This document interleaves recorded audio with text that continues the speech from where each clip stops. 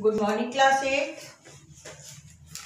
आइए आज हम लोग आपके 9 किसले पाठ से पाठ 14 घर परिवार में स्वच्छता के बारे में पढ़ेंगे। ठीक है, तो सबसे पहले हम लोग ये जानेंगे कि कुछ शब्दार्थ दिए शब्दार्थ के बारे में। जैसे तबीयत शब्द है, तबीयत का मतलब होता है बेटा स्वास्थ्य। ठीक है, माता, माता का मतलब चिकन पॉक्स। पहले हम लोग के यहाँ लोग ज्यादातर माता ही बोलते थे उसको, अब नए उसमें आ गया तो चिकन पॉक्स या चेचक में, यानी चेचक भी बोलते हैं लोग, हम लोग माता बोलते हैं। चिकन अपना हम लोग वैसे चिकन पॉक्स बोलते हैं। साया, साया यानी परछाई। ठीक है, कबाड़, कबाड़ यानी फालतू सामान। धूम रहित यानी बिना धुएं का। ठीक है, धूम रहित यानी बिना धुएं का। ठीक है, तो घर परिवार में स्वच्छता का क्या महत्व है, ठीक है, इसी के बारे में आज हम लोग पढ़ेंगे। ठीक, एक गांव के में दो व्यक्ति के माध्यम से इस कहानी को बड़ा अच्छे ढंग से, रोचक ढंग से दिखाया गया। ठीक है ना, जैसे गांव का एक घर है, बरामदे में रामधन अखबार पढ़ रहा है। गांव में एक छोटा घर है जहाँ पे रामधन क्या कर रहा है, अखबार पढ़ रहा है।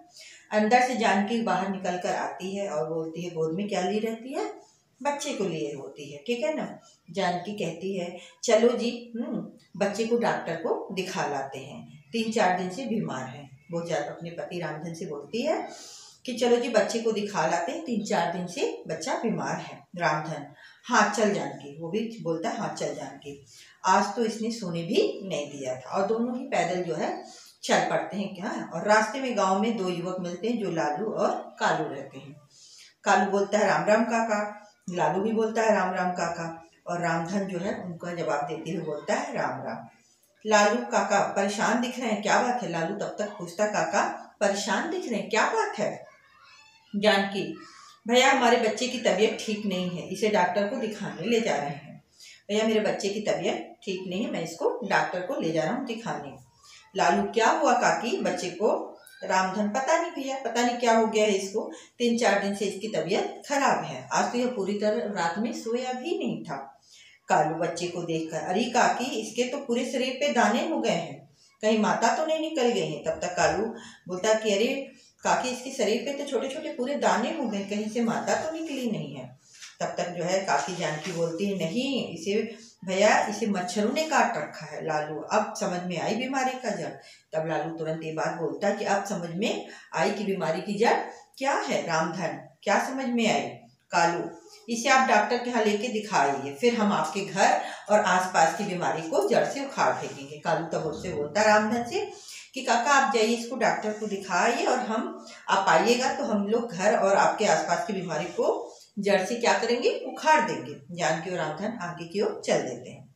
लालू, ये लोग घर और आसपास साफ सफाई तो रखते नहीं है और दोष देते हैं बीमारी को। आपस में लालू और कालू जो वार्तालाप करते हैं और वो बोलते हैं कि ये लोग घर में आसपास सफाई तो रखते नहीं, हाँ बीमारी को जरूर दोष देते हैं। घर का गंदा पानी, गलियों में जो है कीचड़, घर के बाहर कूड़ा फेंकना, ये सब बीमारी ही तो लाएगी।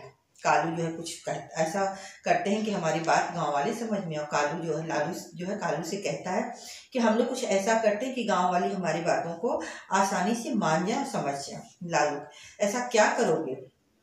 लालू कालू से पूछता है ऐसा क्या करोगे। कालू के कान में कुछ कहता है। तब तक लालू कालू के कान में कुछ कहते हुए कहता है कि इसके बाद वह चादर ओढ़ के लेट जाता है और कालू पास में बैठकर खूब जोर जोर से रोने लगता है। कालू, हाय राम छाती पीटते हुए, मेरा दोस्त मुझे छोड़ के चला गया। लालू की ओर देखकर फिर हाय राम मुझे छोड़कर चला गया, यही कहते हुए वह रोने लगा और हाय हाय चिल्लाता था। इतने में जानकी और रामधन रास्ते से लौटकर आते हैं। जानकी, क्या हुआ कालू, क्यों रो रहे हो। तब तक जानकी पूछती है कालू से कि क्या हुआ, क्यों रो रहे हो। रामधन, लालू कहाँ गया। कालू, अरे काकी मैं तो आधा हो गया मेरा तो, लालू ऊपर चला गया। रामधन, क्या ऐसे क्यों हुआ। कालू, आपके घर के बाहर ये खड़ा था और जोर जोर से कांपने लगा और आवाजें इसकी बंद हो गईं। जानकी घबरा कर, और क्या हुआ। कालू, लालू को इशारा करते, धड़ाम से ये गिर गया। रामधन, तुमने इसकी नब्ज देखी। कालू बोला, नहीं मैंने अभी इसको नहीं देखा, वह रो ही रहा था, नहीं तो रोता रहता। रामधन लालू की नब्ज देखता है, अरे चुप ये जिंदा है, बेहोश है। जानकी अंदर से पानी ला। रामधन बोलता उसकी नब्ज देखते हुए, अरे नहीं ये जिंदा है, चुप बेहोश है। अंदर से जानकी पानी लेकर आ। कालू, क्या मेरा लालू बच जाएगा। लालू, ओ लालू चिल्लाने लगता है। लालू आंखें खोलता है, फिर आंखें खोलता, फिर तुरंत बंद कर लेता। नहीं नहीं, मुझे मत ले जा, हाँ मैं तेरा कहना मानूंगा क्या, ठीक है 3 दिन में तेरा वादा पूरा ना हो तो मेरी मर्जी करना, तो तेरी मर्जी करना, अभी तू जा। लालू आपस में आंख बंद करके ऐसे बड़बड़ाने की एक्टिंग करता है, नाटक करता है। रामधन, कौन, क्या बात है? लालू के चेहरे पर झुककर मैं रामधन हूँ ऐसे पूछता। लालू, नहीं काका, आपके पीछे कोई साया खड़ा है। फिर लालू जो बोलता, नहीं आपके पीछे साया खड़ा है। रामधन, मैं तो जानकी हूँ जो मेरे पीछे खड़ी है। ये तो जानकी है जो तेरे पीछे खड़ी। रामधन बोलता है, ये तो जानकी जो तेरे पीछे खड़ी है। लालू, अरे खड़ा कहाँ है, ये तो पीछे भी पड़ा है। लालू फिर बोलता है, ये खड़ा नहीं है, ये आपके पीछे पड़ा है। राम जाने कब पीछा छोड़ेगा। जानकी, अच्छा तो मैं साया हूँ, अभी ठहर। तब तक जानकी बोलती है, अच्छा मैं साया हूँ, तुम अभी ठहर। लालू तुरंत उठकर, नहीं काकी तू नहीं, मैंने असली बीमारी के का साया देखा हूँ जो तुम्हारे बगल में खड़ा था। जानकी, तभी मैं कहूँ मेरा बच्चा इतना बीमार क्यों हुआ, और ये आजकल कहना क्यों नहीं मानते हैं। कुछ कह रही थी तो क्या, कुछ कह रही थी क्या? लालू, हाँ काकी, उसने बताया था कि रामधन। हाँ लालू बता, जल्दी बता। रामधन भी पूछने लगता। लालू, काका उसने कहा कि जिसके भी घर में पुराना कूड़ा करकट जमा हो, जिसके घर के कमरे में हवादार न हो, जो भोजन को ढक कर नहीं रखता हो, और जहाँ गंदगी वाला कबाड़ पड़ा है, मेरा वास उसी घर में रहेगा। उसने लालू ने नाटक के माध्यम से इस बात को बताई।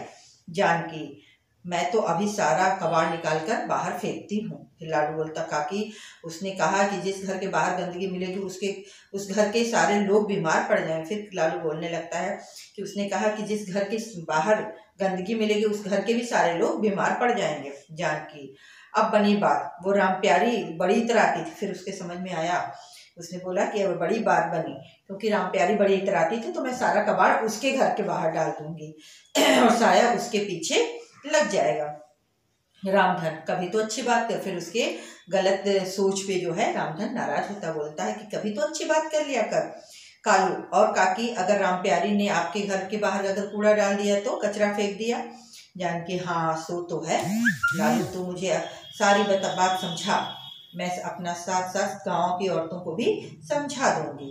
फिर जानकी बोलने की, लालू तू मुझे सारी बात समझा, मैं साथ में सारे गांव वालों को भी समझा दूंगी। लालू, सुन काके, अपने थैले से एक पर्चा निकाल पड़ता है और साफ सफाई की सारी योजना समझाता, और अपने थैले से पर्चा निकालता और सारी जो है बातों को समझाता है। क्या समझाता है? हमेशा घर को साफ रखना चाहिए, घर के कमरे हवादार होने चाहिए, घर के आसपास सफाई रखनी चाहिए, फलों एवं सब्जियों को खाने से पहले या बनाने से पहले उसे अच्छी तरह क्या करना चाहिए, धो लेना चाहिए। भोजन को हमेशा ढककर रखें, भोजन पकाने के लिए धूम रहित चूल्हे का इस्तेमाल करना चाहिए, और खाने के पहले और शौच के बाद साबुन से हाथ जरूर धो लेना चाहिए। जानकी, देख लालू, जैसे मैंने तेरे काका को वश में कर रखा था ना, वैसे ही अब इस चुड़ैल को भी अपने वश में कर लूंगी। तू देखता जा, मैं इन सारी बातों का ध्यान रखूंगी, और सबसे कहूंगी भी कि साफ सफाई की आदतों का ध्यान रखें, ताकि हमारे गांव का कोई भी व्यक्ति बीमार न पड़े। कालू, तो काका हम सब मिलकर नारा लगाएं? तब तक कालू बोलता है कि तब काका हम लोग सारे लोग मिलकर नारा लगाएं। वो बोलता है, ठीक है, संपूर्ण स्वच्छता अपनाइए, बीमारी को दूर भगाइए। लालू कालू के साथ रामधन और जानकी भी नारा लगाने लगते हैं।